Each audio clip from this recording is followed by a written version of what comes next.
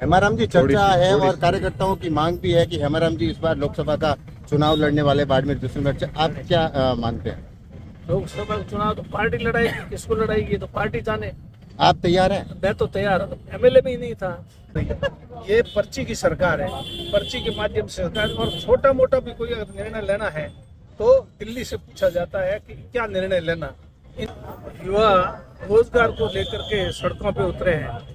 भाजपा ने जब 2014 में केंद्र में सत्ता संभाली थी, उससे पहले चुनाव के टाइम में वादा किया था कि हर वर्ष 2 करोड़ लोगों को रोजगार देंगे।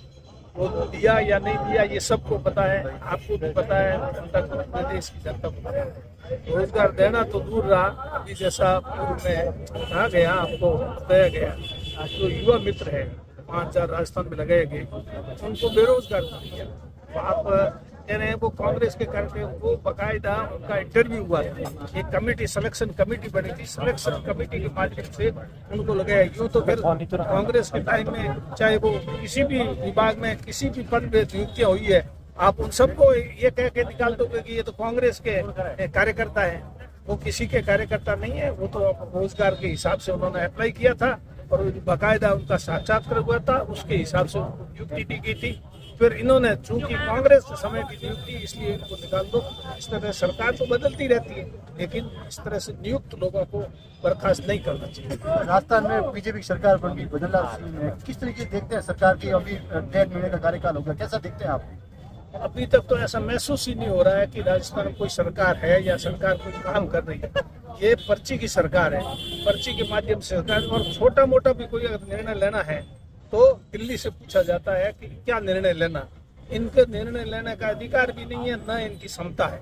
तो इसलिए राजस्थान की सरकार तो अपने स्तर से कुछ कर नहीं रही, न कुछ करने की स्थिति। केंद्र से जो भी इनको निर्देश मिलेगा उसके हिसाब से, ये जो युवा मित्र है तो इनको हटाया गया, मेरे ख्याल से इनको भी केंद्र से इनको निर्देश मिला होगा कि इनको आप हटाएं, तो उन्होंने हटा दिया।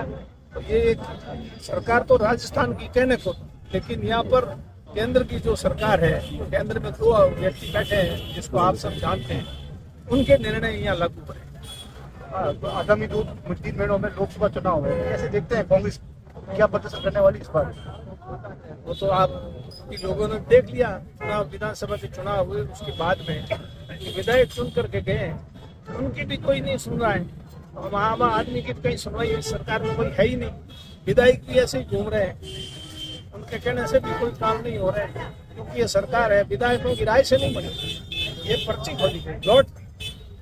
तो इस लॉटरी में तो जितने एमएलए थे, तो सब में से किसकी लॉटरी निकला है, पर्ची निकली, आपने देखा होगा किस प्रकार से पर्ची खुली, किस प्रकार से पूर्व मुख्यमंत्री चौंक गई थी। तो इसलिए इसके बारे में हमें ज्यादा कहने की जरूरत नहीं है। और जो अभी विधानसभा भी चल रही है, इस विधानसभा के अंदर भी जो वर्तमान में मंत्री है, उनके जो जवाब है, इस प्रकार के प्रश्नों के जवाब दे रहे हैं वो, इससे आपको लग रहा है कि ये सरकार मौजूदा इस प्रकार से कैसे काम कर रही रहेगी। हेमाराम जी, चर्चा है और कार्यकर्ताओं की मांग भी है कि हेमाराम जी इस बार लोकसभा का चुनाव लड़ने वाले बाड़मेर जोशीमठ से। आप क्या मानते हैं? लोकसभा चुनाव तो पार्टी लड़ाएगी, किसको लड़ाएगी ये तो पार्टी जाने।